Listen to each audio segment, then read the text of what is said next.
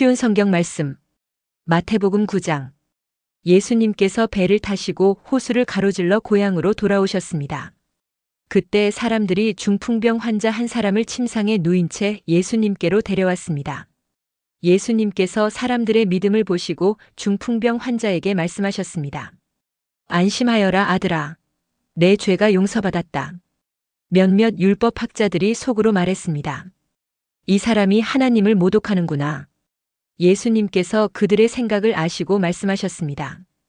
어찌하여 너희가 마음속으로 악한 생각을 하느냐? 내 죄가 용서받았다라고 하는 것과 일어나 걸어라 하고 말하는 것 중에서 어느 것이 더 쉽겠느냐? 그러나 인자가 땅에서 죄를 용서할 권세를 가지고 있다는 것을 너희에게 보여주기 위함이었다. 그리고 예수님께서 중풍병 환자에게 말씀하셨습니다. 일어나 내 침상을 가지고 집으로 가거라. 그러자 그 사람이 일어나 집으로 갔습니다. 사람들이 이것을 보고 두려워하며 사람에게 이런 권세를 주신 하나님께 영광을 돌렸습니다. 예수님께서 그곳을 떠나 길을 가시다가 마태라는 사람이 세관에 앉아 있는 것을 보셨습니다. 예수님께서 그에게 말씀하셨습니다.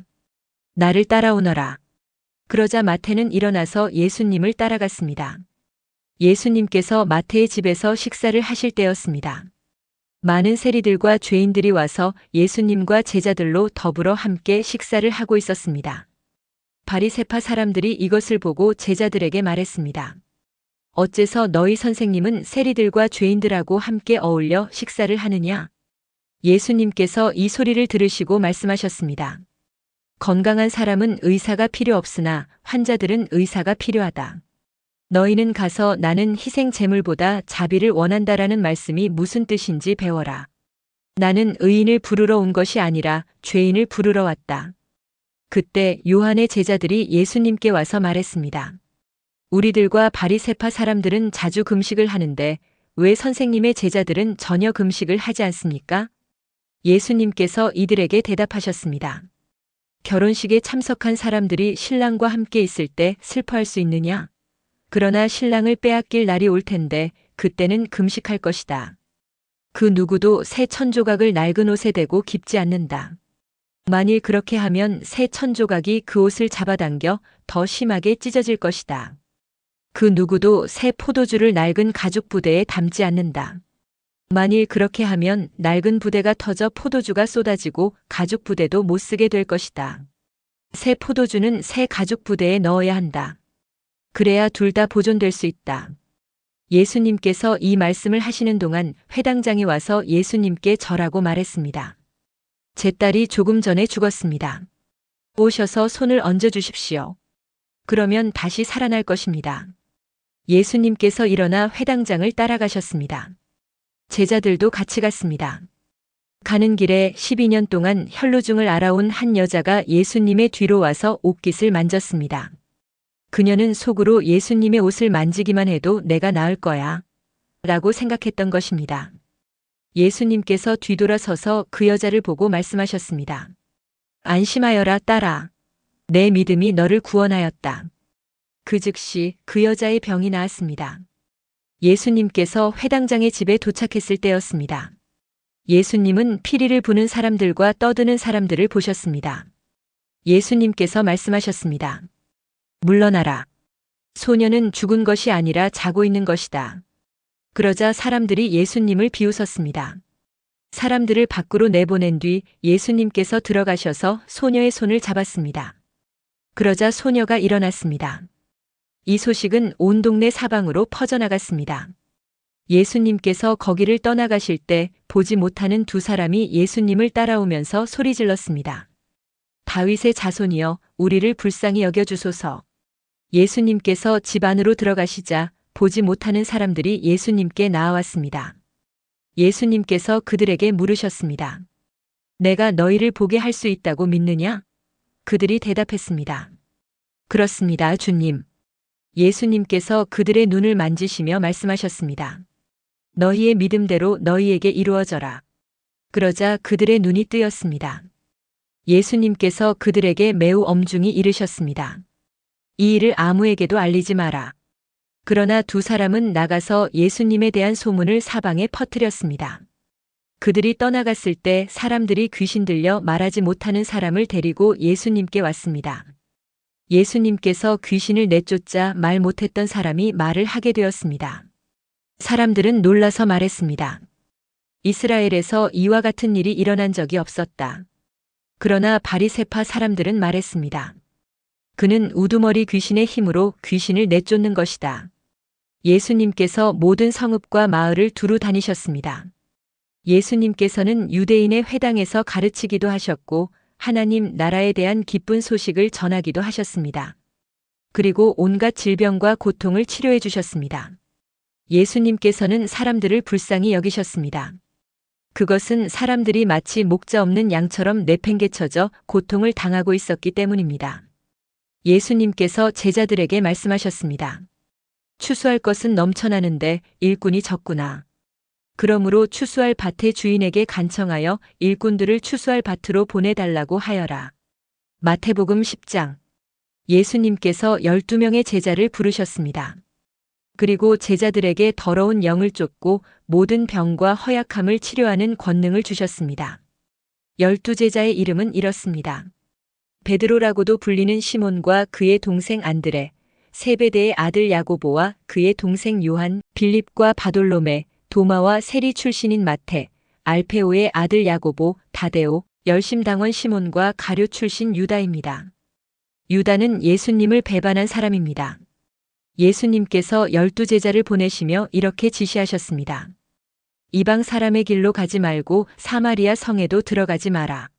너희는 이스라엘 집에 잃은 양에게로 가거라. 가면서 이렇게 전하여라. 하늘 나라가 가까이 왔다. 환자들을 고쳐주고 죽은 사람을 일으켜 세워라. 문둥병 환자를 깨끗하게 하고 귀신을 내쫓아라. 너희가 거저받았으니 거저 주어라. 금이나 은이나 동전을 내 허리에 돈 주머니에 넣어두지 마라. 여행용 가방도 가지지 말고 옷 2벌이나 신발이나 지팡이도 가지지 마라. 일꾼은 자기 생활비를 받는 것이 당연하다. 어느 도시나 마을에 들어가든지 거기서 마땅한 사람을 찾아 떠날 때까지 그곳에 머물러라. 그 집에 들어가면서 평안을 빌며 인사하여라. 만일 그 집이 평안을 받을 만하면 너희가 빌어준 평안이 거기에 머물게 하고 평안을 받을 만하지 않다면 다시 그 평안이 너희에게 돌아갈 것이다. 누구든지 너희를 맞아들이기를 거절하거나 너희 말을 귀 기울여 듣지 않으면 그 집이나 도시를 떠날 때 내 발의 먼지를 털어버려라. 내가 너희에게 진정으로 말한다. 심판의 날에 그 마을이 소돔과 고모라보다 더 많은 심판을 받을 것이다. 들어라. 내가 너희를 보내는 것이 마치 늑대 무리 속으로 양을 보내는 것과 같다. 그러므로 뱀처럼 지혜롭고 비둘기처럼 순결하여라. 사람들을 조심하여라. 그들은 너희를 법정에 넘기고 회당에서 채찍질할 것이다. 나 때문에 너희는 총독들과 왕들 앞에 끌려갈 것이다. 너희는 그들과 이방 사람들에게 증언하게 될 것이다. 사람들이 너희를 잡아 넘길 때 무엇을 어떻게 말해야 할지 걱정하지 마라. 그때에 너희가 말해야 할 것을 다 알려주실 것이다. 말하는 이는 너희가 아니다. 너희 아버지의 영이 너희 속에서 말씀하시는 것이다. 형제가 형제를 배신하여 죽게 하고 아버지 또한 자녀를 그렇게 할 것이다. 자녀가 부모를 대적하여 죽게 할 것이다. 내 이름 때문에 너희가 미움을 받을 것이다. 그러나 끝까지 견디는 사람은 구원을 얻을 것이다. 이 마을에서 너희를 핍박하면 다른 마을로 피하여라. 내가 진정으로 너희에게 말한다. 너희가 이스라엘 모든 마을을 다 다니기 전에 인자가 올 것이다. 제자가 스승보다 높지 않고 종이 주인보다 높지 않다. 제자가 스승만큼 되고 종이 주인과 같이 된다면 더 바랄 것이 없다. 그들이 집주인을 바알세불이라고 불렀으니 그 가족들을 부를 때는 얼마나 심한 말로 부르겠느냐. 그러므로 사람들을 두려워하지 마라. 덮였던 것은 모두 벗겨질 것이고 감추어졌던 것은 다 알려질 것이다. 내가 어두운 데서 말한 것을 너희는 빛 가운데서 말하여라. 너희가 귓속말로 들은 것을 지붕 위에서 외쳐라. 몸은 죽일 수 있으나 영혼은 죽일 수 없는 사람들을 두려워 마라. 영혼과 몸을 모두 지옥에 던져 멸망시킬 수 있는 분을 두려워하여라. 참새 2마리가 동전 1개에 팔리지 않느냐? 그러나 너희 아버지가 아니고서는 한 마리도 땅에 떨어질 수 없다. 심지어 너희 머리카락의 수까지도 하나님은 아신다. 그러므로 두려워 마라. 너희는 참새 여러 마리보다 훨씬 더 귀하다. 누구든지 사람들 앞에서 나를 인정하는 사람은 나도 하늘에 계신 나의 아버지 앞에서 그를 인정할 것이다. 그러나 누구든지 사람들 앞에서 나를 모른다고 하면 나도 하늘에 계신 나의 아버지 앞에서 그를 모른다고 할 것이다. 내가 세상에 평화를 주러 온 줄로 생각하지 마라. 평화가 아니라 칼을 주러 왔다. 나는 아들이 아버지를, 딸이 어머니를, 며느리가 시어머니를 거슬러서 서로 다투게 하려고 왔다. 사람의 원수가 자기의 가족이 될 것이다. 누구든지 나를 사랑하는 것보다 자기 부모를 더 사랑하면 나의 제자가 될 자격이 없다. 누구든지 나를 사랑하는 것보다 자기 아들과 딸을 더 사랑하면 나의 제자가 될 자격이 없다.